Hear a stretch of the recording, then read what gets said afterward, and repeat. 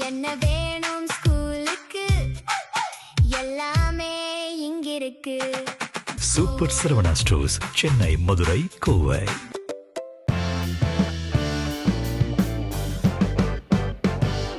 நேயர்களே, இன்றைக்கு நாம் தொடர்ந்து பேசக்கூடிய விவகாரத்தில் ஒரு தெளிவான நிலை இல்லை.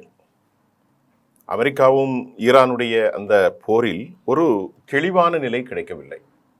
ஒரு பக்கம் பேச்சுவார்த்தை நடப்பதாக நேற்று அல் அரேபியாவினுடைய செய்திகளின் மூலம் இன்னும் சில மணி நேரங்களில் எல்லாம் உங்களுக்கு டிராஃப்ட் முடிவுக்கு வரும். அந்த அளவுக்கு அவர்கள் எல்லாவற்றையும் பேசி ஒரு முடிவுக்கு வந்து விட்டதாக செய்திகள் வந்தது. சவுதி அரேபியாவிலிருந்தும் ஒரு மீடியா நியூஸ் வந்தது. ஆனால் உண்மையிலேயே இன்று காலை கிடைத்த தகவலின் அடிப்படையில் போர் நடப்பதற்கான யுக்தி தான் அதிகமாக தெரிகிறது. ஏனென்றால் இந்த இரண்டு பேருடைய கண்டிஷன்களும் நேர் எதிரிலே இருக்கிறார்கள். முஜ்தபா கமேனி மிக முக்கியமாக அவர் தனது கருத்துரையில் தேசத்திற்கு அவர் பணித்திருப்பது எந்த நிலையிலும் நம் நாட்டில் இருக்கக்கூடிய அணு ஆயுத தளவாடங்கள், அதாவது அணுகுண்டுகள் செய்வதற்கான என்ட்ரி செய்யப்பட்ட யுரேனியத்தை ஒருபோதும் இந்த தேசத்திலிருந்து மறு நாட்டிற்கு கொண்டு செல்லவே கூடாது என்பதில் அவர் உறுதியாக இருக்கிறார். அமெரிக்கா அதை தூக்கிவிட வேண்டும், இல்லை என்றால் நாங்கள் விடமாட்டோம் என்பதை மட்டுமே திருப்பி திருப்பி அவர் வலியுறுத்தி கொண்டிருக்கிறார். இந்த நிலையில் எப்படி ஒரு போர் சமாதானமாகும் என்ற கேள்வி முதலில் எழுகின்றது. அடுத்து ஹெர்முஸ் வளைகுடா விவகாரமும் பல சிக்கலில் இருக்கிறது.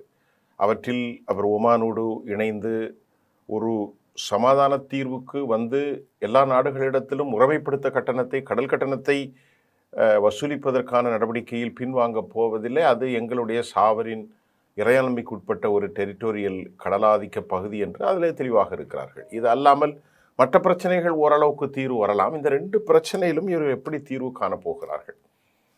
இதற்கிடையிலே ஹெர்முஸ் ஜலசந்தி பகுதியில் உலகின் எந்த நாடும் பணத்தர சந்திக்க மறுப்பதாகவும் கூட அமெரிக்காவுடைய வெளிவிவகாரத்துறை அமைச்சர் மார்க்கோ ரூபியோ தெரிவித்திருக்கிறார். ஆனால் அவர் தெரிவித்ததை தாண்டி இதுவரை 36 கப்பல்கள் ஈரானுக்கு பணத்தை செலுத்தி பாதுகாப்போடு கடந்து சென்றதாகவும் அமெரிக்காவால் இது ஏற்றுக்கொள்ள இயலாத சூழல் ஏற்பட்டிருக்கிறது.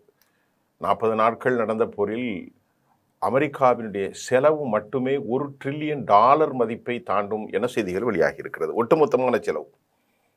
இப்பொழுது நீங்கள் பாருங்கள், அமெரிக்காவுடைய வெளிவிவகாரத்துறை அமைச்சர் மார்க்கோ ரூபியோ சொல்கிறார், யாரும் பணம் செலுத்துவதற்கு முன் வர மாட்டார்கள். ஆனால் 36க்கும் மேற்பட்ட கப்பல்கள் பணத்தை கொடுத்து பாதுகாப்பான முறையில் ஈரானிலிருந்து வெளியேறி கொண்டிருப்பது ஒரு விவகாரம். அமெரிக்காவும் இஸ்ரேலும் கத்தரும் யுனைடெட் அரபு எமிரேட்ஸும் அந்த பகுதியிலே எப்போதும் நாம் பணத்தை கொடுத்து விடக்கூடாது, ஈரானுடைய ஆதிக்கத்தை ஓங்கிவிடக்கூடாது என்பதில் உறுதியாக இருக்கிறார்கள். ஆனால் அவர்கள் என்ன சொல்கிறார்கள்? இது எங்களுக்கான நிலப்பகுதி அல்ல, எங்களுக்கான கடல் வழி பகுதி, அதை நாங்கள் ஒரு துளி கூட விட்டு கொடுக்க மாட்டோம் என்ற லெவலில் அவர்கள் உறுதியாக இருக்கிறார்கள். ஆனால் 36 கப்பல்கள் எப்படி சென்றது? ஒரு கேள்வியிடம் அல்லவா?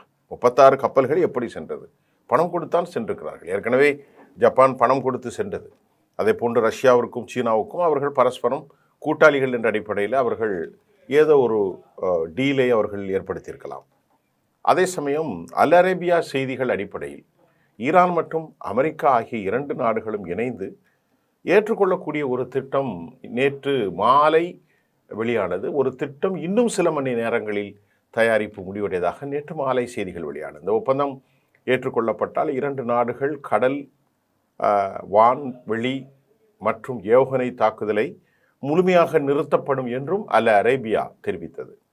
இதற்கிடையில் ஐநாவுடைய பொதுச்சபை செயல் திட்டங்கள் சட்ட வடிவமைப்பு அடிப்படையில் தான் இந்த தீர்வு முழுமையாக நிறைவேற்றப்படும் என சவுதி அரேபியாவினுடைய நியூஸ் ஏஜென்சி ஒன்று தெளிவாக கூறியது.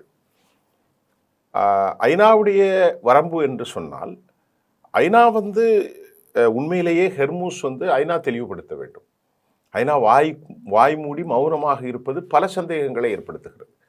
ஹெர்முஸ் 21 கடல் தொலை நாட்டிக்கல் மைலில் இருக்கின்றால் அப்போது ஐநா என்ன சொல்ல வேண்டும்? இல்லை, இது ஈரானுடைய எல்லைக்குட்பட்ட பகுதி, கடல் பகுதி என்று சொல்ல வேண்டும்.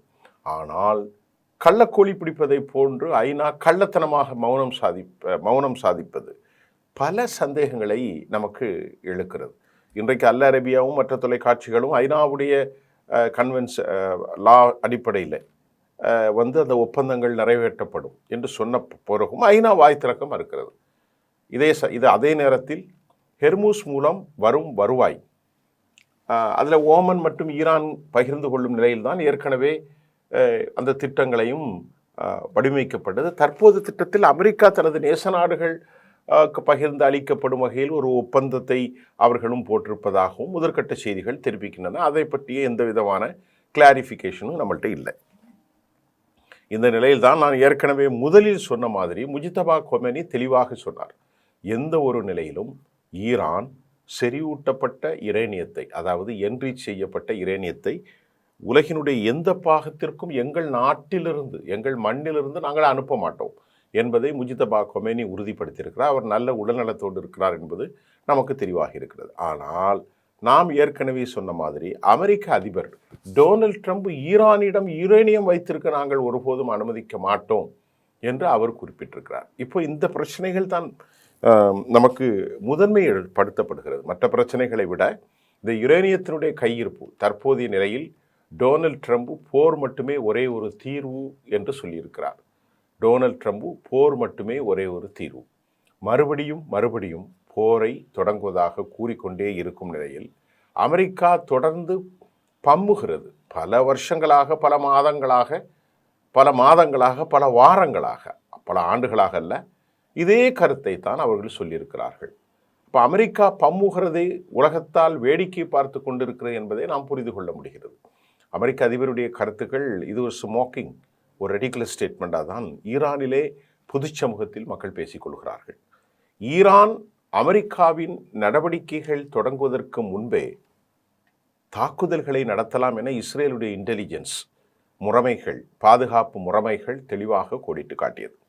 அமெரிக்கா தாக்குவதற்கு முன்பு, இஸ்ரேல் தாக்குவதற்கு முன்பு ஈரான் திடீர் தாக்குதலை நடத்த திட்டம் தீட்டி வருவதாகவும் கூட இஸ்ரேலுடைய இஸ்ரேலுடைய மொசாத் தெளிவுபடுத்தியதாகவும் நமக்கு ஒரு தகவல் வருது. Prepare to enter the battle, அப்படி தான் ரொம்ப தெளிவாயிட்டாங்க. ஏன்னா அவர்களுக்கு தெரியும், அமெரிக்காவை நம்பியோ இஸ்ரேலை நம்பியோ வழி போகக்கூடாது. தொடர்ந்து அரபுகளில் கத்தரும் கூட நீண்ட தூர ஒரு எதிரியாக மாறி இருக்கிறது, UAE நீண்ட தூர எதிரியாக மாறி இருக்கிறது, சவுதி அரேபியா எதிரியாக மாறி இருக்கிறது, குவைத் மட்டுமின்றி எல்லா நாடுகளுமே எதிரியாக மாறி இருக்கிறார்கள். ஆகவே ஈரானுடைய கோரிக்கைகள் வலுப்படுத்திவிடக்கூடாது என அமெரிக்காவுக்கும் ஈரானை எதிர்க்கிறோம் என்ற பெயரில் இவர்கள் அமெரிக்காவுக்கு ஆதரவு கொடுக்கிறார்கள். ஈரானை எதிர்க்கிறோம் என்ற பெயரில் இஸ்ரேலுடைய கைகளை வலப்படுத்துகிறார்கள். ஆகவேதான் தற்போது முந்திக்கொண்டு தாக்குதலை நடத்திவிட வேண்டும் என்று ஈரான் திட்டம் போட்டிருப்பதாகவும் தகவல்கள் வருகிறது. அடுத்து ஈரான் முதலில் தாக்குதல் நடத்தினால் எப்படி திருப்புவது, எப்படி தங்களை டிஃபென்ஸ் செய்து கொள்வது என்று இஸ்ரேல் தெளிவான திட்டம் தீட்டி வருவதாகவும் கூட தகவல்கள் வெளியாகி உள்ளன. இது ஒரு முக்கியமான விஷயம். இஸ்ரேல் தமிழ் தனது கருத்தில் ஈரான் எங்களை தாக்கினால் நாங்கள் எந்த எல்லைக்கும் சென்று எங்களை பாதுகாப்போம், அது ஒவ்வொரு நாடும் எடுக்கக்கூடிய ஒரு விவகாரம் தான். இப்போ இது நான் பேசிக்கொண்டிருப்பது தற்போது வந்து கொண்டிருக்கிற செய்தி தான். எந்த நேரமும் தாக்குதல் நடக்கலாம், எந்த நேரம் தாக்குதல் நடத்தலாம். இதற்கிடையிலே சீனா தொடர்ந்து இராணுவ ஆயுதங்கள், வெடிப்பொருட்கள், மிசைல் தொழில்நுட்பத்திற்கு தேவையான கெமிக்கல்ஸ் எல்லாவற்றையும் தொடர்ந்து சப்ளை செய்து வருகிறது. அதே போன்று ரஷ்யா டெக்னாலஜி வைஸாக சேட்டலைட் எல்லாவற்றையும் அவர்கள் தொடர்ந்து, அது வெளிப்படையாகவே அவர்கள் தொடர்கிறார்கள். அமெரிக்கா தொடர்ந்து இஸ்ரேலுக்கு சப்ளை செய்கின்றது, அமெரிக்கா உக்ரைனுக்கு சப்ளை செய்கிறது. ரஷ்யா ஈரானுக்கு செய்வதில் ஒன்றும் உலக ரகசியம் ஒன்று இல்லை. இதற்கிடையில் வடகொரியா மற்றும் ஈரான் ரகசிய திட்டம் தீட்டி வருவதாக பல தகவல்கள் நேற்று மாலை வெளியானது.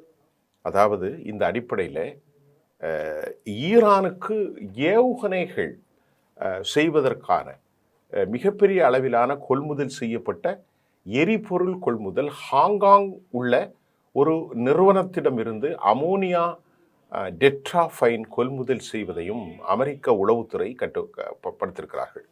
ஆகவே இது ஹாங்காங்கிலிருந்து வரக்கூடிய இந்த அமோனியா NH3 டெட்ரோஃபைன் அங்கிருந்து ஈரானுக்குள் கடத்தப்படுகிறது. அப்படி என்றால் அந்த ஹாங்காங்கினுடைய கம்பெனிக்கு சீனாவிலிருந்து இல்லை அல்லது வடகொரியாவிலிருந்து கூட வந்திருக்கும். எங்கிருந்து வந்து அங்கிருந்து அது வேறு விதத்தில் இங்கு வருகிறது. இப்போது முஜித்தபாவினுடைய இறுதி முடிவும் IRGC ஹெர்மூஸ் ஜலசந்தி பகுதிகளில் பெரும்பாலான பகுதியை தனது கட்டுப்பாட்டுக்குள் கொண்டு வந்துள்ளது. முஜித்தபாவினுடைய ஆர்டரை கேட்கக்கூடிய IRGC வந்து அந்த பகுதியை, அதாவது Islamic revolutionary guards and keeps completely Hormuz strait of Hormuz under controlled by IRGC. இதற்கு இடையில் வடகொரியாவில் உங்களுக்கு தெரியும் கவஸ்தான் ஒரு பெரிய அளவிலான ஏவுகணை, அங்கிருந்து 800க்கும் மேற்பட்ட இந்த கவஸ்டான் ஏவுகணைகள் கடத்தப்பட்டிருக்கலாம் என்று அமெரிக்கா அதை சந்தேகம் தெரிவிக்கிறார்கள். இந்த கவஸ்டான் ஏவுகணை என்பது மிகவும் கனகொடூரமான ஒரு ஏவுகணை. அநேகமாக நேரடியாக வராது. அது ஒருவேளை சீனாவுக்கு கப்பல் வழிவந்து சீனாவிலிருந்து துர்க்மெனிஸ்தானுக்கு சென்று துர்க்மெனிஸ்தானிலிருந்து ஈரானுக்கு செல்லலாம். ஆகவே இதெல்லாம் கடத்தி கொண்டு சென்று ஈரானை வலுப்படுத்துவது ஒன்றும் ஈரானுடைய கூட்டாளிகளுக்கு ஒன்றும் விவகாரம் ஒன்றும் அல்ல. இதற்கிடையிலே கண்டம் விட்டு கண்டம் பாயும் ஏவுகணை தொழில்நுட்ப சாதனங்களில் ஈரான் வலிமையான தயாரிப்பை மேற்கொண்டிருப்பதாகவும் அமெரிக்கா இதனால் மிகப்பெரிய அச்சுறுத்தல் ஏற்பட்டிருப்பதாகவும், நேரடியாக ஈரானிலிருந்து ஒரு காலகட்டம் வந்துவிட்டால் அமெரிக்காவை நோக்கி அது ICBM inter continental ballistics missile, அது கிட்டத்தட்ட 11,000-12,000 கிலோமீட்டர் மைல் தொலைவிற்கு வீசப்படலாம் என்ற சந்தேகம் வந்திருக்கிறது. அப்படி என்றால் அமெரிக்காவுடைய நியூயார்க் இதிலே நேரடியாக இலக்காகலாம் என்ற செய்தி இப்பொழுது அமெரிக்காவுக்கு கடுமையான கொதிநிலை ஏற்படுத்தி இருக்கிறது.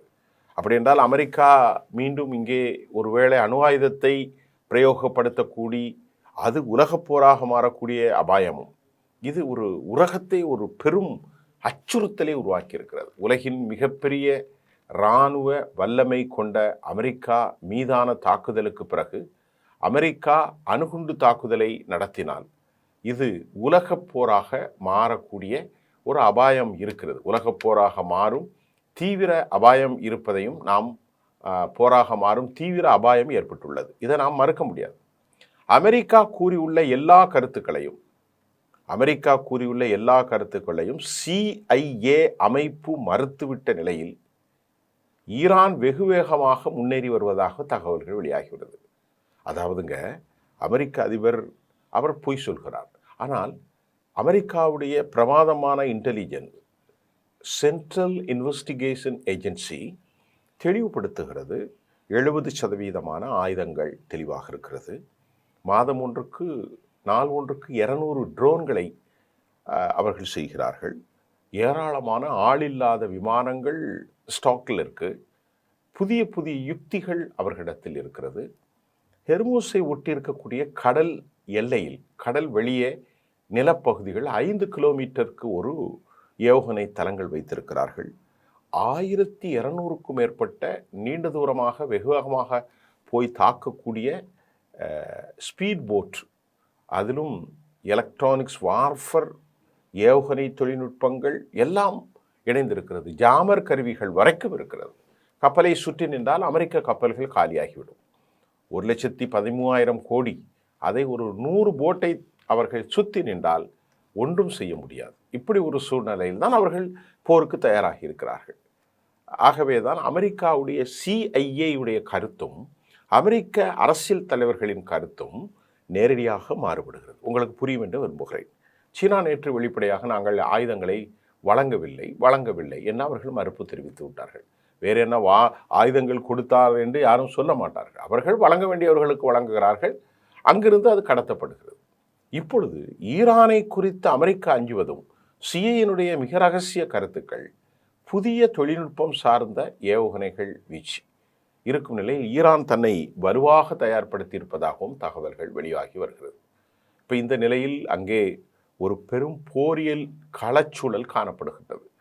இப்பொழுது அவர்கள் கெய்பர் ஷகான், கர்ரம் ஷோர் இப்படி 5th வெர்ஷன் நான்காம் 5ஆம் முறையாக நியூவர்ஸ் அப்டேட்ஸ், அதாவது நியூவர்ஸ் அங்கே உருவாகினால் அதனை எதிர்கொள்வதற்கு அமெரிக்கா சிக்கலில் மாட்டிக்கொள்ளும். ஆக அமெரிக்கா ஏன் இதிலே பயப்படு கொண்டிருக்கிறதா? இதுதான் பயம். உங்களுக்கு புரியும் என்று நான் நம்புகிறேன். ஆக இந்த நிலை இப்பொழுது தொடர்கிறது. ஆகவே போர் முடிந்ததா, சமாதானம் ஏற்பட்டதா, ஒரு பீஸ் ப்ராசஸை கொடுத்துருக்காங்க. நேற்று கூட நாம் சொன்னோம், கத்தர், துருக்கி, சவுதி அரேபியா, எகிப்து, எல்லா பாகிஸ்தான் உள்பட கொடுத்ததாக சொன்னோம். ஆனாலும் இந்த விவகாரத்தை அவர்கள் எப்படி சொல்ல போகிறார்கள்? முஜ்தபா கமெனி எந்த நிலையிலும் கிடையாது என்று அறிவித்து விட்டார். எந்த நிலையிலும் ஈரான் அவர்களிடத்தில் இருக்கக்கூடாது என்று அமெரிக்க அதிபர் சொல்கிறார். போர் செய்து ஈரானை அழிக்க வேண்டும் என்ற ஒரே வெறியில் இரத்த காட்டேரியாக மாறியிருக்கிறார் பெஞ்சமின் நெத்தானியாகு. இந்த சூழலில் ஈரான் தாக்குவதற்கு முன்னரே ப்ரீஎம்டிவ் அட்டாக் என்று சொல்வார்கள். தற்காப்புக்காக தங்களை தாக்கிக் கொள்வது ப்ரீஎம்டிவ். அப்படிங்கிற ப்ரீஎம்டிவ்ஸ் என்றாலே அது அடுத்து தாக்குதல் ஆரம்பித்து விடும். அப்படி ஒரு சூழலை ஈரான் உருவாக்கி வந்தால் இந்த முறை அவ்வளவு எளிதாக இருக்காது. இதன் முடிவுகள் கொடூரமாக அமையலாம் என்கின்ற பரபரப்பும் படபடப்பும் உலகத்தை தாக்கியிருக்கிறது என்பதை உண்மை. மீண்டும் அடுத்த செய்தியில் சந்திப்போம். நன்றி.